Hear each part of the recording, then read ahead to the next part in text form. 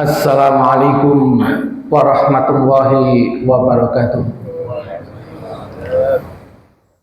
Bismillah walhamdulillah wassalatu wassalamu ala rasulillah Sayyidina Muhammad ibn Abdillah wa ala alihi wa sahbihi wa mawalah wa la hawla wa la quwata illa billah. Subhanaka la ilma lana illa ma'allamtana innaka antal alimul hakim. Allahumma alimna ma yanfa'una wa anfa'na bima 'allamtana wa zidna ilman wa fahman wa amalan shalihan maqbulan. Allahumma arinal haqqa haqqan warzuqna ittiba'a wa arinal batila batilan warzuqna ijtinaba walhamdulillahi rabbil alamin. Amma ba'd. Bapak-bapak, ibu-ibu, saudara sekalian yang dirahmati Allah Subhanahu wa taala, syukur alhamdulillah pagi hari ini kita semua masih diberikan nikmat hidup, nikmat sehat, lebih-lebih lagi nikmat iman yang mendorong kita hadir di masjid ini. Moga-moga seluruh amal soleh kita semuanya diterima oleh Allah Subhanahu wa taala. Amin. Yang kedua, para jamaah sekalian, tema kita pada pagi hari ini adalah level urgensitas ajaran Islam, yaitu strata atau tingkat pentingnya ajaran-ajaran Islam. Kenapa materi ini kita sampaikan? Yang pertama, penceramah-penceramah kalau menyampaikan materinya rata-rata biasanya mengunggulkan sebagian ajaran. Kadang-kadang mengunggulkan sodakoh sehingga orang itu semangat untuk sodakoh. Kadang-kadang ada yang mengunggulkan sholat malam sehingga akhirnya orang jadi semangat sholat malam.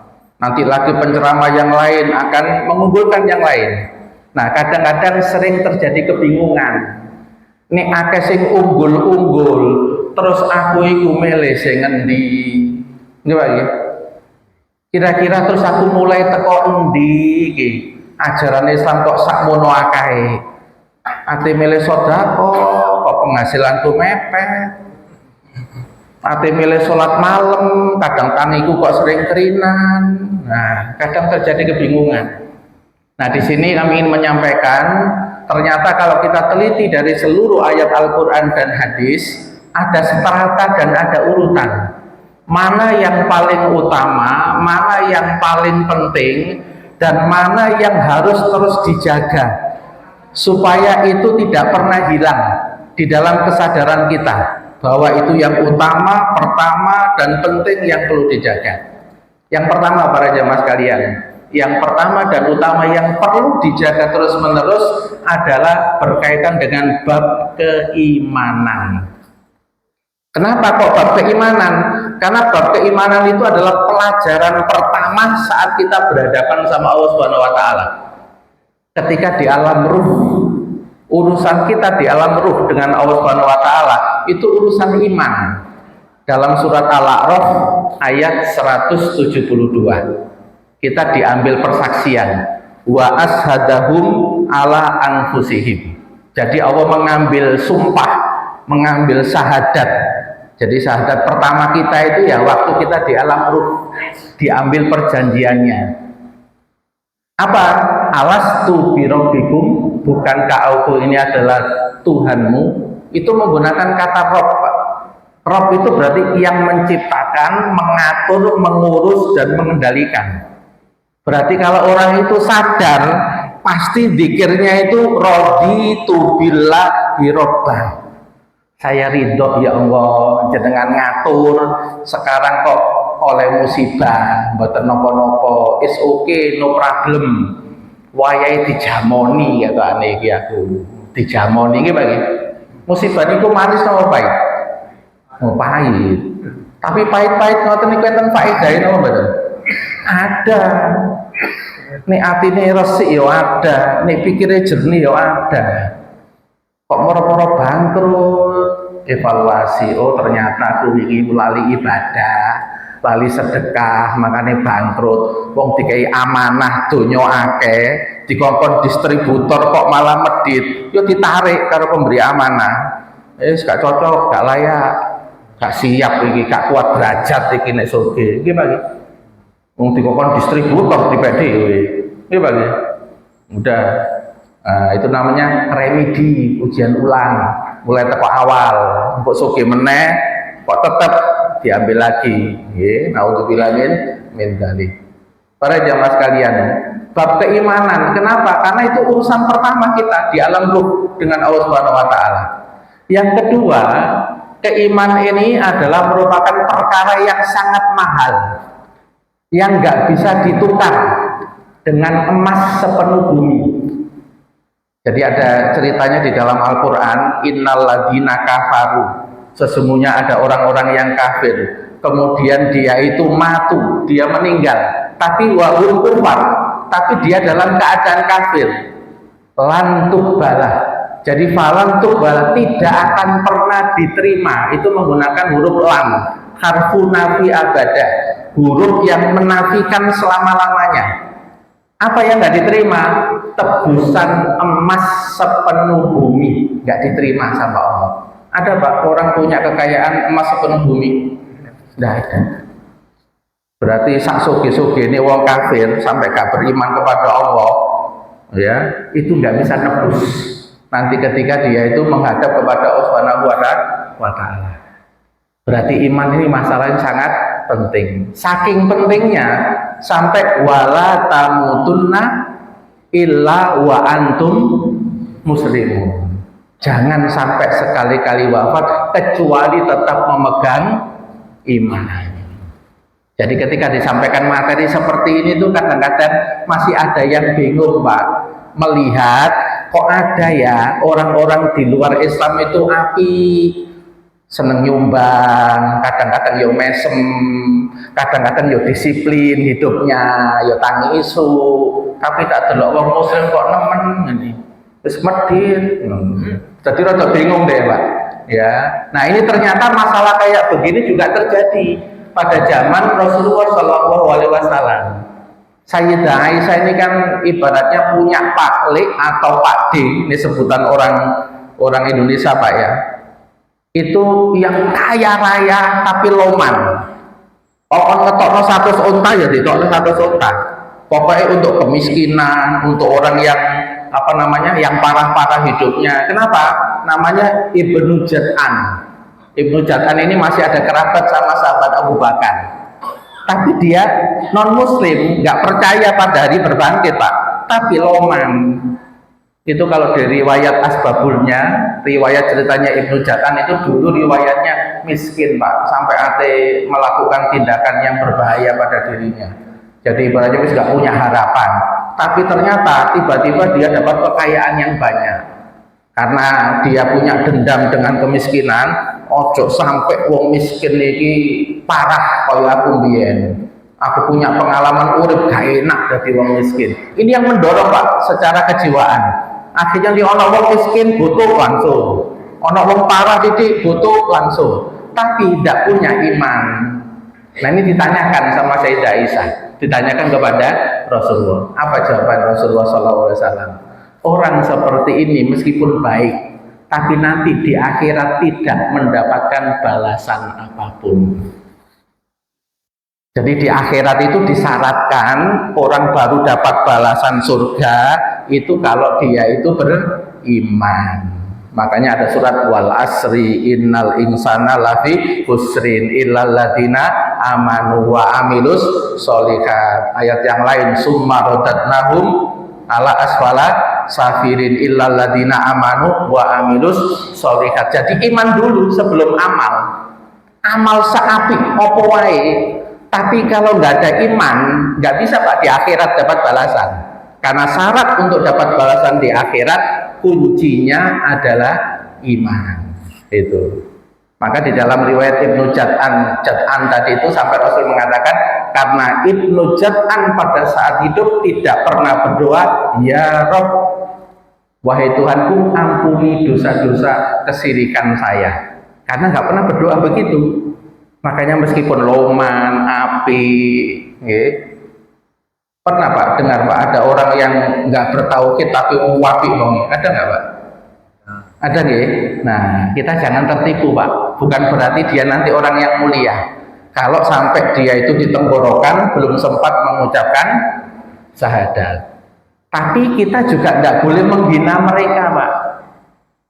Kita nggak boleh menghina mereka karena ada potensi kalau di akhir dia itu di akhir wafatnya misalnya 1 hari sebelum wafat misalnya Mbak ya, terus dia itu mengucapkan syahadat, pada riwayat hidupnya itu nyumbang bantu nolong, hati-hati Pak, iso-iso amalnya kita kalah dengan orang non muslim itu. Kenapa?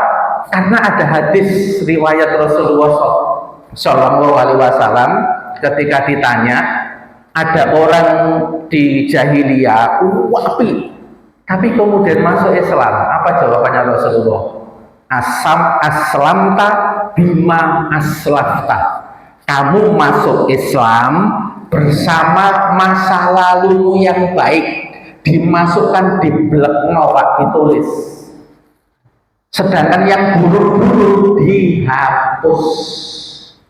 Bujuke mbiyen dihapus, ngece koncone mbiyen dihapus ketika dia masuk Islam. Sing elek-elek dihapus, sing apik-apik diblekno. Bapak coba bayangkan. Ketika sudah ada apa? Iman. Makanya ajaran yang pertama dan utama itu adalah masalah keimanan. Ojo ditukar karo pekerjaan. Ojo ditukar karo jodoh, perjodohan, gitu. Ada ya, gara-gara jodoh keluar Islam.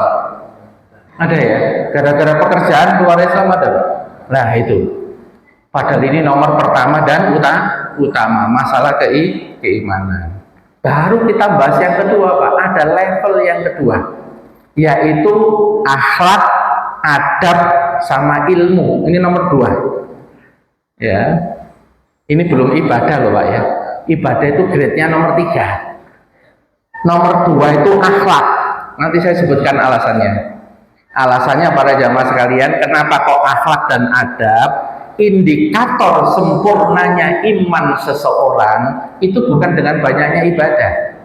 Tapi hadisnya menyebutkan sempurnanya iman seseorang, akmalul mu'minina imanan, orang beriman yang paling sempurna imannya itu adalah ahsanukum khuluqan, orang yang paling baik akhlaknya. Bukan paling baik, bukan paling banyak sholat malamnya, bukan paling banyak sholat puasa sunnahnya, enggak. Malah disebutkan apa? Paling baik akhlaknya. Berarti nek kene iku sisa poso Daud, poso Ayamul Bid, poso Senin Kemis, kira-kira wani Pak sombong. Wani Pak sombong. Kok ono nang kampung ki sing iso salat malam kaya aku, tangi jam 1 sampai jam 4 terus. Ilang bareng. Wong ibadah ditambah pamer, ibadah ditambah sombong, hilang ya, didelet karo malaikat. Itu alasan yang kedua para jamaah sekalian, orang yang paling dekat, orang yang paling dicintai dan paling dekat dengan Rasulullah di hari kiamat, di dalam hadis riwayat Tirmidzi, inna ahabikum, ya, ada orang yang paling aku cintai dan aqrabu minni, dan orang yang paling dekat dengan aku yaumal kiamah, pada hari kiamat. Ini riwayat Tirmidzi, ini hadis riwayat Tirmidzi, yaitu orang yang terbaik akhlaknya. Kalau riwayat yang lain, terbanyak sholawatnya. Ini harus digabung Pak. Jadi ojo sekedar akeh sholawat tapi akhlaknya elek. Ya, orang itu kalau sholawatnya berpengaruh pada jiwa, biasanya orangnya lembut, biasanya orangnya santun. Karena membaca sholawat rindu sama Nabi, seneng sama Nabi. Biasanya lembut Pak, santun kalau orang banyak sholawat. Makanya hadisnya kan bukan hanya banyak sholawat, tapi paling baik akhlaknya. Panjenengan semua pengen Pak dekat sama Nabi Pak? Oh pengen, alhamdulillah. Berarti ya tandanya orang apik. Oh, pengen punya akhlak yang baik. Betul ya? Nah, alasan ketiga, mohon maaf Pak, ini penting soalnya. Jenengan ibadah ini wakeh gak karo-karuan, maca Quran wakeh, sedekah akeh, kemudian sholat yo akeh, tapi akhlaknya jelek, wassalam Pak, kasih mlebu swarga ya, wassalam, gak jadi masuk surga. Dalilnya apa? Dalam kitab Adabul Mufrad karya Imam Bukhari ya, karya Imam Bukhari disebutkan sebuah riwayat, inna fulanatan, ada seorang perempuan kerjaannya apa Pak? Takumul lail, itu menggunakan fi'il mudhari, terus menerus sholat malam, watasumun nahar, terus menerus puasa sunnah. Puasa sunnah apa saja?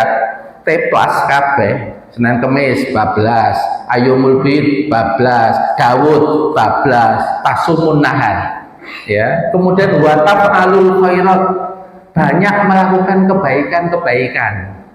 Cuma masalahnya waktu di jironaha bilisaniha, dia suka menyakiti tetangganya dengan ucapannya.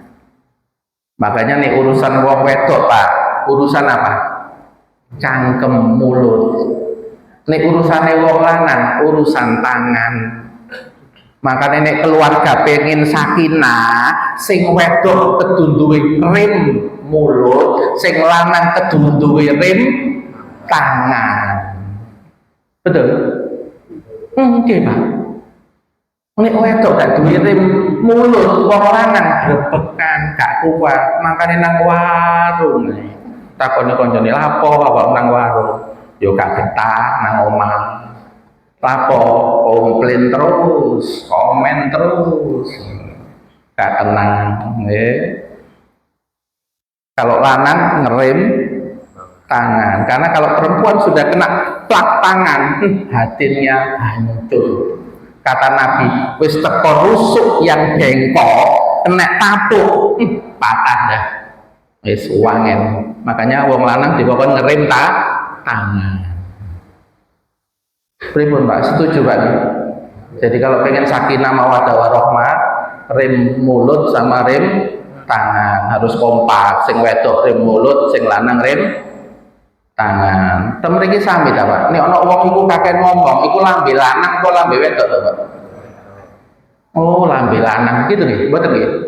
Oh, lambe wedok. Oh nggih, Bu, sami berarti ya, sami. Oh nggih. Berarti sing wedok kudu ngerem ya. Sing lanang ngerem tangan, sing wedok ngerem mulut.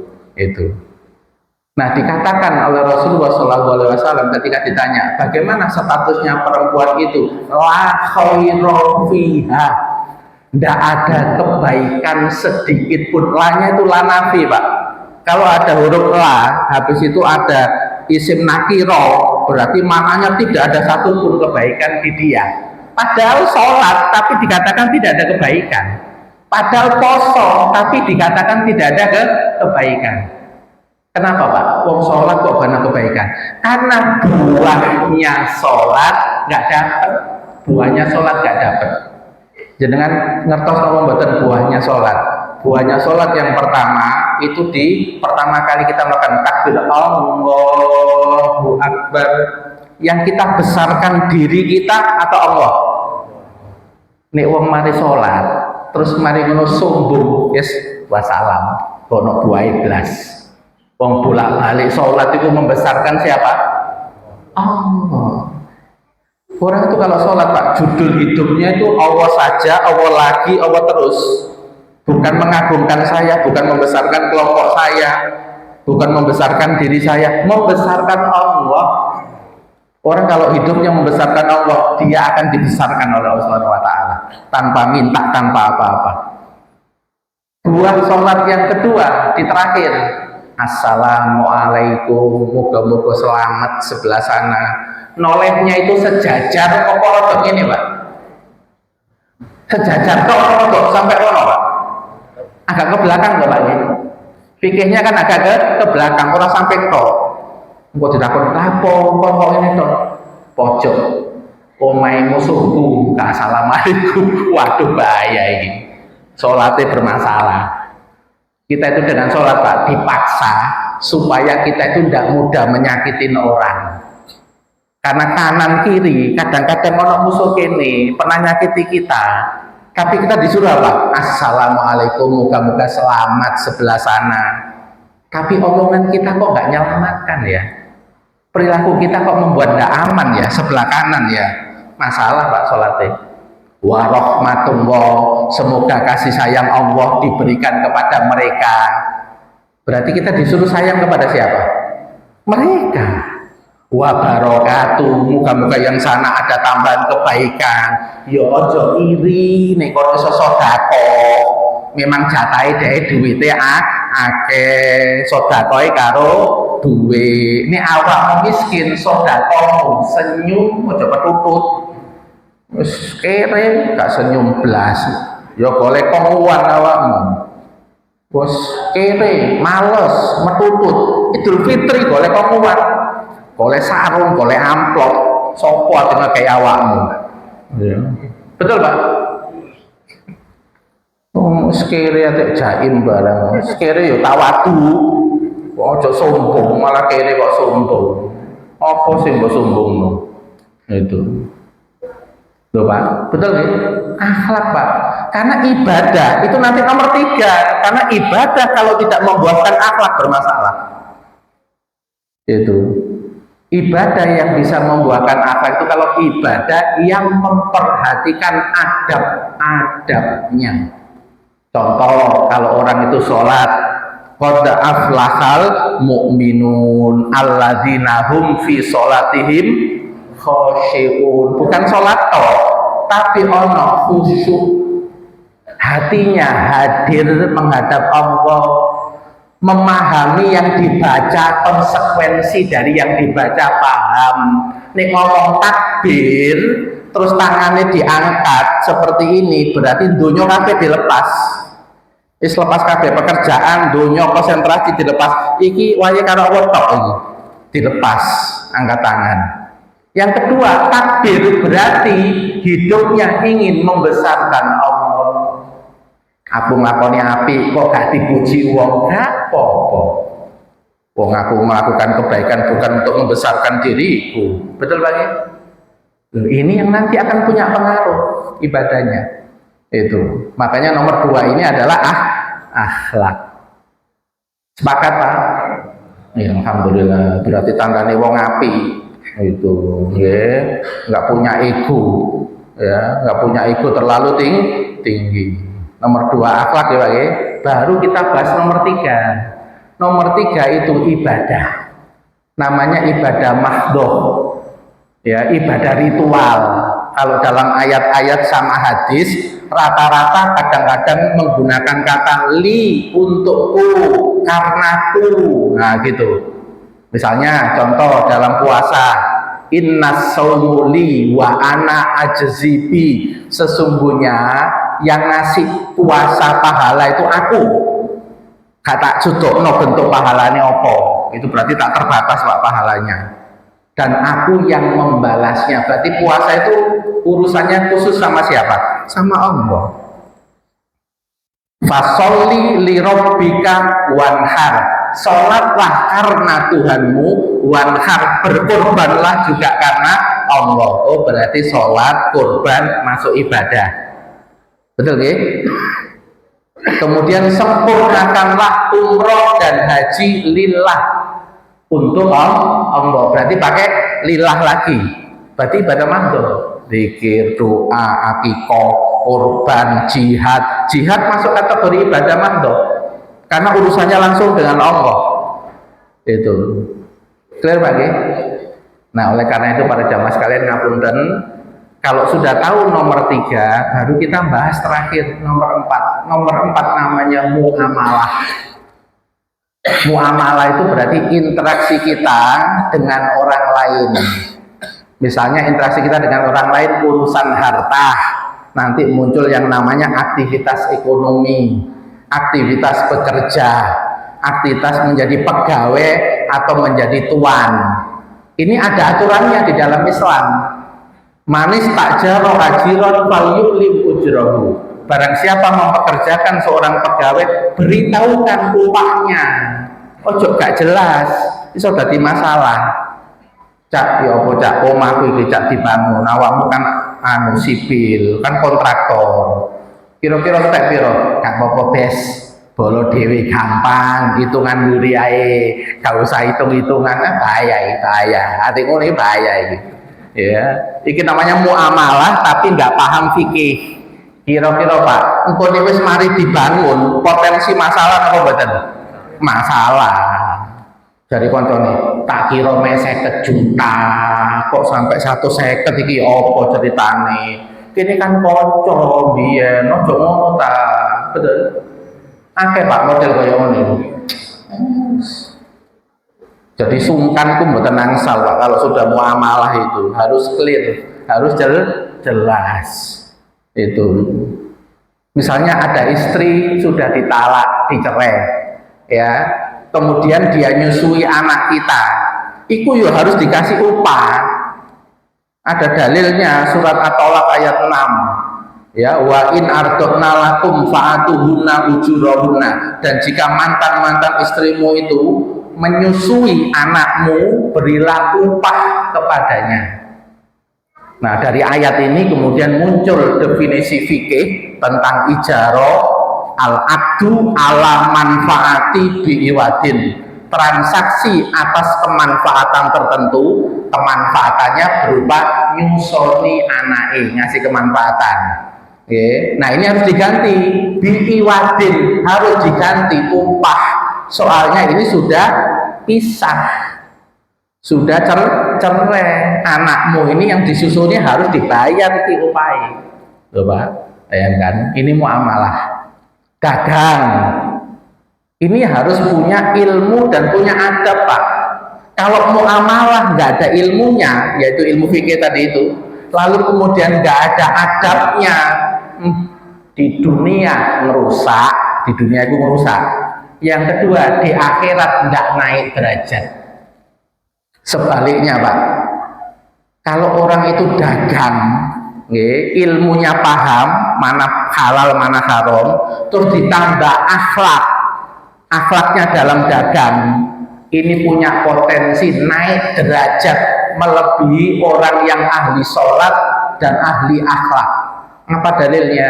Di dalam hadis riwayat Imam Ibnu Majah disebutkan sebuah riwayat Pak, ya, at-tajiru al-aminu as-soduku al-muslimu ma'as suhada. Satu riwayat ma'as suhada, riwayat yang lain ma'al anbiya wasiddiqin. Ya, jadi pedagang yang amanah itu berarti suka mengkhianati apa enggak Pak? Enggak, nek dia dimodalin orang, dia amanah, ya.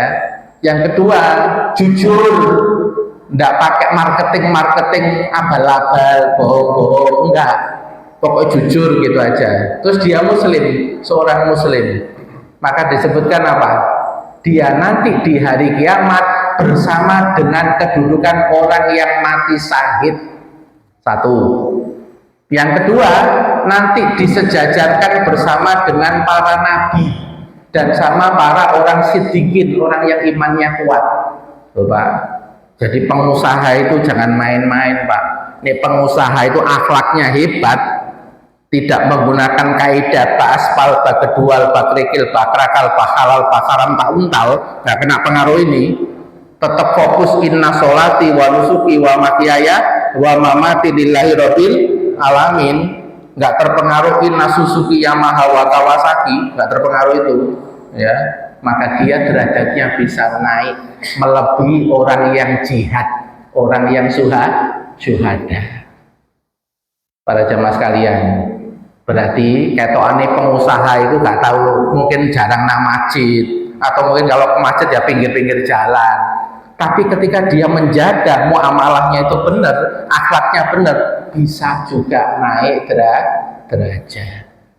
Para jamaah sekalian, berarti kalau saya tanya panjenengan, pokok ajaran Islam yang paling penting, pertama dan utama apa Pak?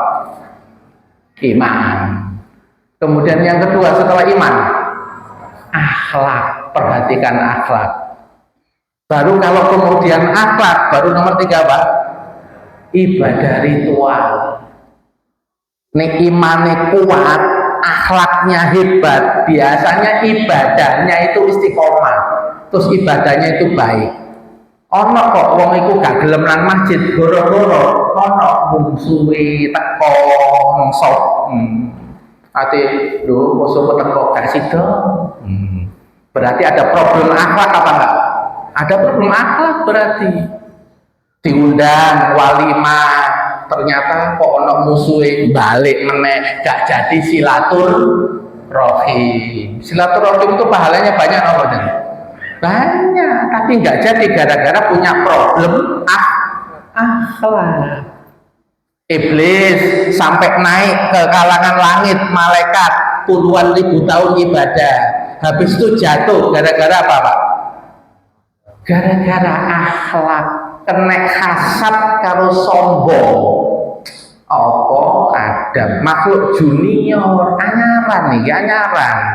Aku ki wis senior rek. Mosok senior dipotong hormat nang junior. Di aturan apa namanya orientasi siswa OSIS nih mahasiswa baru, junior hormat pada senior apa senior hormat sama junior? Ya rata-rata nih aturannya makhluk itu ya junior hormat sama senior itu diwalik aturannya karena Gusti Allah pengen ngetes kira-kira iblis iki fokusnya ku nang awake apa fokusnya nang aku sing merintah. Ternyata Pak ketika disuruh hormat kepada Nabi Adam oleh Pak atine ku fokusnya nang Nabi Adam sing tercipta dari tanah. Mari ngono eling dhek tercipta dari api sampai lali nek sing merintah Gusti Allah. Coba bayangkan Pak. Sampai lali kalau sing merintah itu Gusti Allah. Terus dia itu membangkang. Jatuhnya apa? Wa kana minal kafirin. Akhirnya dia jatuh kepada kekafiran. Goro-goro gak njogo akhlak, gak njogo adab. Nggih, termasuk sing Ramadan ngeten iki Pak nggih. Nek Ramadan ini sampai 30 dino poso, terus sholat malam, tapi kok masih punya musuh. Wassalam, golek ampunan, pray, golek ampunan. Padahal 30 hari ini disiapkan ampunan apa betul? Disiapkan ampunan, tapi 30 hari itu tidak bisa membuang benci, nggak bisa membuang dendam. Iki metu teko poso tetap boleh ampunan. Dalilnya apa? Riwayat Imam Muslim menyebutkan setiap Senin dan Kamis, ya setiap Senin dan Kamis, baik itu sebelum Ramadan maupun pada saat Ramadan, pintu surga itu dibuka. Terus malaikat itu pengumuman, barang siapa mukmin yang tidak melakukan kesirikan, ya semua dosanya saya ampuni. Tiap Senin sama Kamis Pak ada pengumuman, pokoknya nggak melakukan kesirikan, tetap ibadah, semua dosanya diampuni kecuali mereka yang masih bermusuhan sama saudaranya. Coba. Berarti nek sing sampai Ramadan terakhir kok ono sing musuhan, berarti ada problem akhlak Pak ya. Ibadah tapi ada problem akhlak. Gimana Pak? Ibadahnya berhasil? Tidak berhasil ibadahnya. Posone yo gak dapat ampunan. Naudzubillah min dzalik. Ini yang ingin kami sampaikan ya, dan materi ini saya buat karena pada saat saya subuh ikut pengajiannya Pak Herman Rosidi di sini. Pak Natalis tanya, ya penceramah itu nyampe no materi macam-macam, ngene wong udah tertarik amal soleh, urutannya kayak apa? Nah hari ini saya jawab tambahan ya dari jawabannya Ustadz Herman Rosidi supaya jelas bahwa grade ajaran pertama tauhid, ada akidah, ya ada iman, ada ma'rifatullah, mengenal Allah. Ini materi penting sebagai pondasi yang akan menjadi energi booster dia mampu berakhlak yang baik, mampu melakukan ibadah dan bermuamalahnya teratur, tertib dan benar. Saya kira itu pertemuan kita pada pagi hari ini. Moga-moga bermanfaat bagi saya, bermanfaat bagi panjenengan semua. Moga-moga kita ditolong oleh Allah bisa mengamalkan ilmu bermanfaat pada pagi hari ini yang kita bahas. Kita minta tolong kepada Allah, kita dimudahkan untuk mengamalkannya. Amin. Amin ya rabbal alamin. Saya tutup dengan istighfar. Astagfirullahaladzim, astagfirullahaladzim, astagfirullahaladzim. Subhanaka Allahumma bihamdik, asyhadu an la ilaha illa anta, astaghfiruka wa atubu ilaik. Yupainten dodolan ketupat nangkapuro, pinten-pinten kalepatan jaluk sepuro, becik ketitik olah ketoro, bekupon wadai doro, atur Gusti Allah tambah sengsoro. Assalamualaikum warahmatullahi wabarakatuh.